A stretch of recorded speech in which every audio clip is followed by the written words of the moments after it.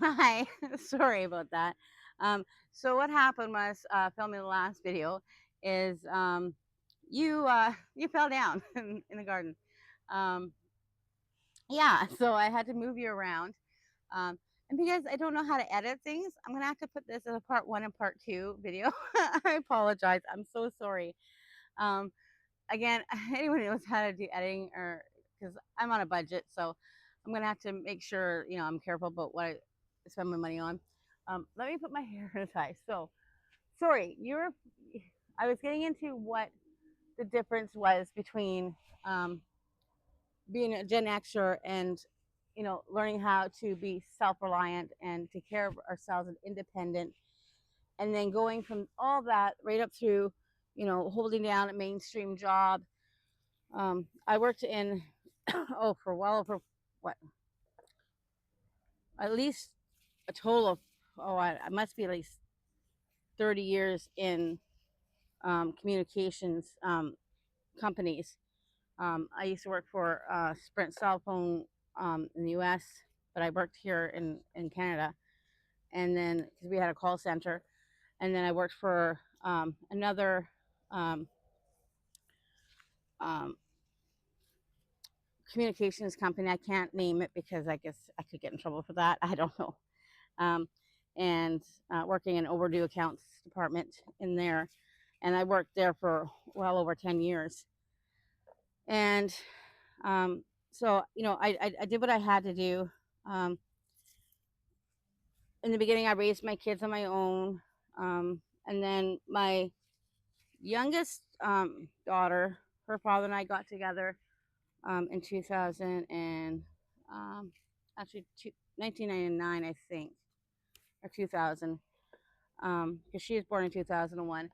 And we tried to make it work, um, but we were just two different individual peoples, and you know um, we didn't always see eye to eye on things, and he's definitely a good father. He loves his daughter, but we just didn't work well. So we only lasted um, what 5 6 years together, um, and we ended up separating. And so I was again single, raising her and raising my kids on my one um, income, and so I had to figure out things. When he left me, kind of left me a little bit in financial straits, but oh, look at those green beans. So I had to learn to readjust how I do things, and you know, which is fine. So I did. I did all that, and then um, I had to work and balance work and parenthood. At this point, my mom had passed away when we moved back down here where we are in BC now, in the Lower Mainland. We were originally in the Okanagan. Shout out to all those poor people right now in the Okanagan. I have many friends up there who are battling with those fires right now. My heart, my heart feels for you all. Anyway, my point was, um, sorry, I ramble a lot, and I'm kind of focusing on trying to pick my beans too. Um, what I'd noticed when I became injured, and this is just before COVID hit. Sorry, the big C. I don't know where we're allowed to on YouTube, where we're not. Um, so um, yeah, I've done most everything on my own for most of my life, and I've been independent. I was able to dig in the garden and do the hard work and just put in and grind and all that stuff. And then in 2018, I suffered an injury at work, a fall, because I was at that point cleaning houses because I had left um, the communications job, and I had left another job that was, um, not a pleasant office job, so I left that as well, um, and started doing the cleaning thing because I thought, being physical, because I was gaining weight. When you have office jobs, you gain weight. So I wanted to, um, find a a job where I could be mobile that would help me um, lose weight. So I ended up working for a cleaning company, cleaning houses, and I actually loved the job. I absolutely loved the job, getting out there and you know, helping people, especially the seniors um, and those with mobility issues. And you know, it was and it's so funny. You go to somebody's house and they'll be like, "Oh, my house isn't perfect," you know, and but it's perfect. It's pristine. It's like you can eat off their floors. But anyway, um, I got injured after a while working at that job, and I fell and got severely injured. And then I guess what happened is when I got injured, it started to bring out already um, bad pain problems that I initially had, right? That kind of worked around all the time and I kind of ignored, as we all do, especially as Gen Xers. We just kind of just dig in and just keep doing what has to be done, right?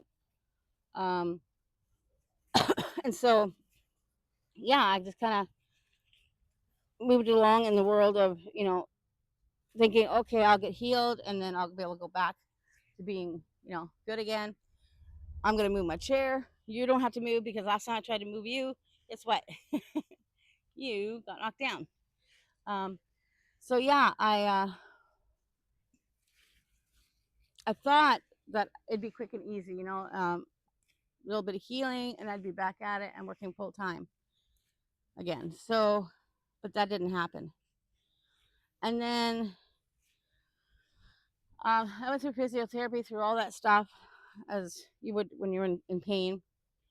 And then I came down with COVID, and I don't know if COVID had anything to do with it or not, but I had it so bad. I actually had COVID um, literally in 2019 in November before it became a thing known in our, as far as I know. And when I went in with it, I couldn't breathe. It was the worst I've ever felt in my life. Like pneumonia times 100. That's basically what it felt like. And I'm not prone to lung issues or any of that kind of stuff. And so when I went in, um, at that time, they were like, you know, I'm telling the symptoms, and they said at that point I'd been like the 50th person with these certain symptoms that were coming in. So I was the first case, first COVID, one of the first ones in our area that I know of. And it was horrid. It took me, oh my God, 3 months to get over that, and I didn't even know what it was at that time. So they didn't have anything to give me. They couldn't give me any meds. You know, it wasn't until after the fact that we realized, oh wait a minute, that's what it was. Anyway, so my point about that is, as you know, I'm a rambler. That's what I do. um, but what I noticed after that is that my um, pain levels were extremely, extremely, horribly bad in my back, where I did fall and hurt myself. But not just that. After that, I started getting pains everywhere in my whole body. It can hurt so much some days. Um, and then I had a little TMI here, but um, what I guess they call it IBS, so irritable bowel syndrome. So I would have not so pleasant moments where I had no control, if you know what I mean. And it was frustrating. It was frustrating. I had to go, and so that was in 2018, 19. COVID hit, and during COVID, I was still going through my rehabilitation and all that stuff, but I wasn't getting better. My pain wasn't going away. In fact, it was getting worse and worse and worse, as far as my back pain, right? So, yeah, I kept getting worse and worse and worse, and I kept getting frustrated. And yeah, I just and when you're in that amount of pain, you kind of just think, my God, you know, like, is this ever going to end? Um, no, my pain's never going to end. Um, I've come to realize that. I've tried different medications for pain, but all of it makes me extremely nauseous, and I have extreme stomach issues now. So I have to be careful. I tried to be as organic and non drug taking as possible, because I've tried all the nerve pills and all that stuff, and they just make me sick. They don't do anything for the pain. So I pretty much just kind of pay attention to my body. And, when I'm having flare up days where I'm having extreme pain, I know just take things a little easier on those days. Um, and then when I have days where I can push myself a little more, that's when I'll come out in the garden and do a little more work in the garden. Um, but yeah, the whole point of what I was saying is that um, in 2000 and let's see, because I fell and broke both my feet at one point, and that would have been 2013. No, sorry, rewind. That would have been 2020. I lost track of my years here. Um, it would have been 2023 in August that I broke both my feet. I fell and broke them both in 2023. So up to that point, I was kind of piddling in small garden-ish, but smaller scale. And then after that, of course, I couldn't get out there. I was literally I couldn't walk for like, oh geez, almost 6 7 months. It took me that long to heal from it.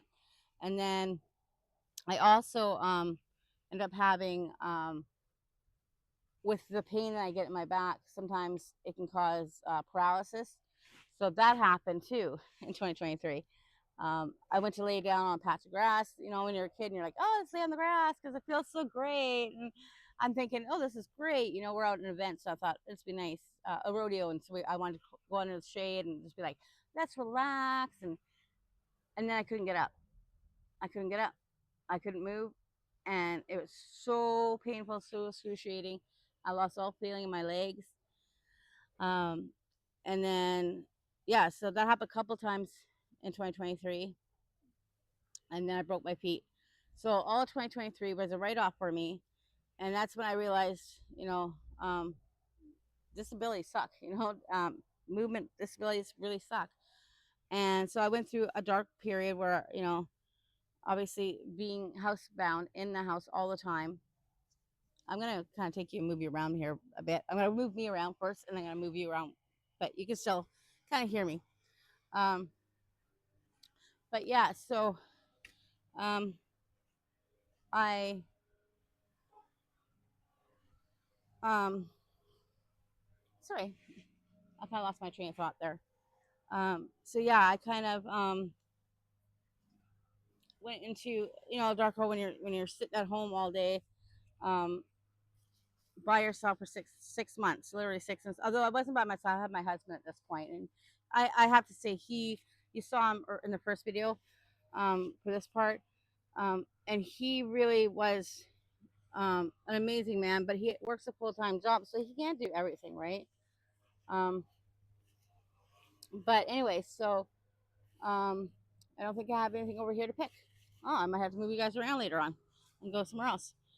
Um, yeah, so um, anyway, my point, getting back to everything, all these things happen, and we had our wedding in 2024. And so we started really working hard on the yard and all that. And then we decided that um, I was like, because I was already doing a little bit of gardening at that time, a couple plants here, a couple plants here. Um, he built these boxes for me, but that was before my feet got broken, so I didn't really get to use them that year. And yeah, so my point coming back around, all that chitter chatter, is that um, I had to learn how to work with my pain and my disabilities in a way that works for me and for my pain levels, right? So yeah, that's what I had to do, and that's where this is now, right? So I've learned what different ways my body will work, what ways that works for me. And so obviously these boxes work really well because I can sit here, as you can see in my chair. I have my chair, and I have different tools around that, if I need them. But it works for mobility issues because I can actually be in a comfy spot. And I don't know if you noticed, but I have different seating spots throughout the garden, just because I don't necessarily want to have to move my chairs all the time. And these are just camper chairs, right? But they work for me. Um, but having something if you're starting out a garden, I would just suggest getting a box that's about this high, maybe a little higher, so that you can actually hit. I kind of still have to bend down in here a little bit more. I'm okay with that though. I consider that my exercise for the day. Um, but yeah, I think that's you know trying to find how to work your way around your own pain, your own mobility issues is huge. I just kind of wanted to take you guys out and show you what I've done, and I'm in pain every day, always. It's just depending what kind of pain I'm in. Some days it's a higher 12, some days it's a lower 4, 5, right? Um, but I want to show you that, you're capable, right? We're all capable. And yes, like I said, I went from being independent, completely independent, and being able to do things on my own to suddenly not being able to do anything on my own. I had to rely on my husband for when I was tied up for 6 months and healing from the broken feet. Um, but I think it's important that you remember that you can still do things, right? I think that like we get into that mind frame when we're um, getting older or we have limited uh, mobility, or we are in pain, or our mental status may not be clear, some days, especially for us women who go through menopause and all that stuff. But even men who go through different things, right? I think that um, to know that you can do something. You can do something. It doesn't have to be as big as this garden I have here. I do this because I have my husband who helps me out, and I have older kids who, when they're not working, they will help me in the garden every so often, when I really need them to. I try not to ask them because I still have that independent streak, right? But so I'm really blessed that way. But you know, uh, we're also on a limited budget, so I would suggest, if you're going to do something, maybe if you want to start small, just start like some of the garden pots and stuff like that. That's a way to start out. You can move them anywhere, have them in any spot you want. A little garden box, just something, so you can see for yourself that you can grow food, you can nurture something. Even if it's just start with a pot of herbs, like my sage plant there. As you saw, I started a bunch of different seeds, and not all of them took. Um, my sage took, so I'm going to be able to do that one now, right? It's not about what you're growing. It's not about how much you're growing. It's not about any of that stuff. It's not about what containers you use, what boxes you use, or whatever. I've known people who grow. Actually, I'm going to show you something, because this kind of rings true. Is that you don't need all the fancy things. My husband actually noticed this the other day.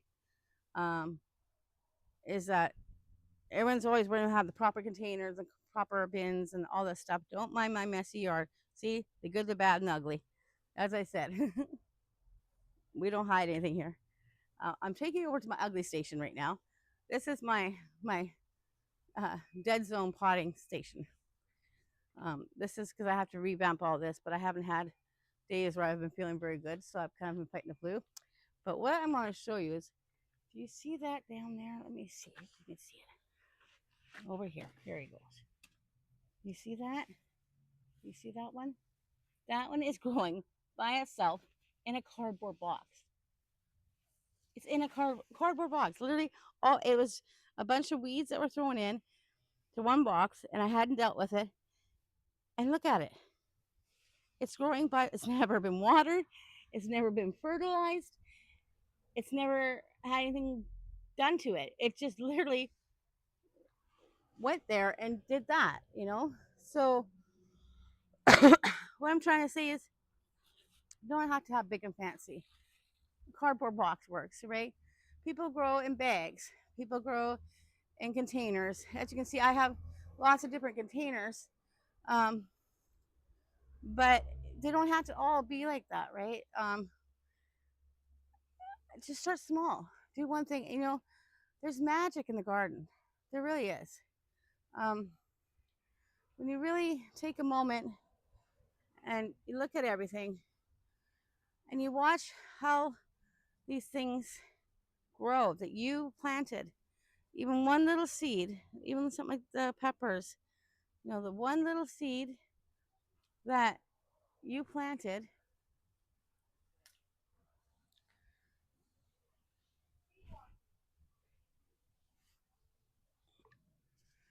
little seed that you planted and you put in the ground growing into something beautiful and vibrant, you know? Um, and then this morning, I was saying this to my husband, he popped in here quickly.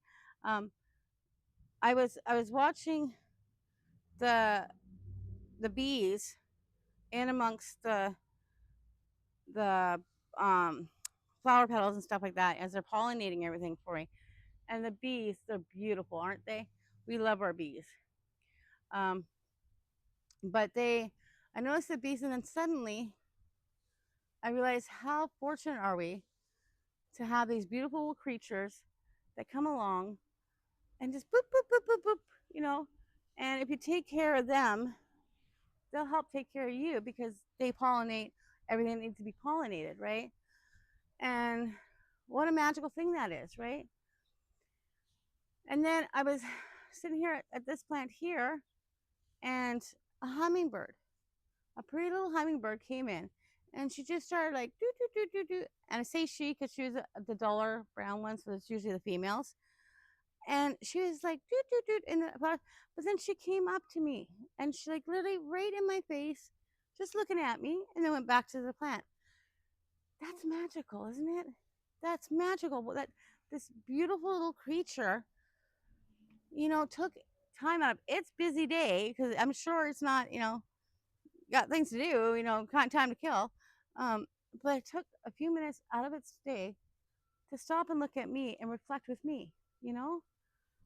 And I thought, what a beautiful, amazing moment that was. And you can't experience that when you're stuck in the house all the time, right? And again, I know how it's like being stuck in the house all the time. Um, but yeah, so this one's going to be, like I say, a part two to the first one I did. Just the ending of the video. But you know what? I just want to shout out to you. Like, you can do it. You can do anything you want to do. It doesn't have to be a big garden. It doesn't even have to be a garden at all, right? This is what works for me. Maybe it's, knitting or crocheting, or it's, finishing a book, reading a book, those sort of things. It's those magical moments in this world that's crazy and loud and noisy, and taking time to find out what works for you, what is beautiful for you. And yeah, I think what brings you solace and peace. So I'm going to let you go now because I've been jabbering at you for a while and my throat's sore and I need to go get some coffee. So thank you very much for your time. I hope you enjoyed the video today. I apologize. I knocked you over, so I had to do another video on top of this. This is a part two. But thank you. Thank you for sharing this garden with me. And remember, as always, if you find any, benefits in this video or anything on here that you relate to, going through knowing how to do everything as a Gen X and then suddenly having to rely on other people to do that. And that's where I was going originally. When I was over there, I was actually, sorry, I cut back. Ask for help. Ask for help. There's people in your community that can help, right? Go to your local community areas, community centers. Sometimes there's young people that need experience, that need help. So if you want to have a garden, maybe they can connect you with a young person who can help you, right? Anyway, that's where I'm going to go with that one. Sorry. I am a butterfly mind. What can I say? Anyway, so I'm going to leave you here because I'm just rambling now and I'm sure you're all getting bored. So thank you very, very, very much for listening to my rambling. And until next time, be kind to yourselves and be kind to everybody else.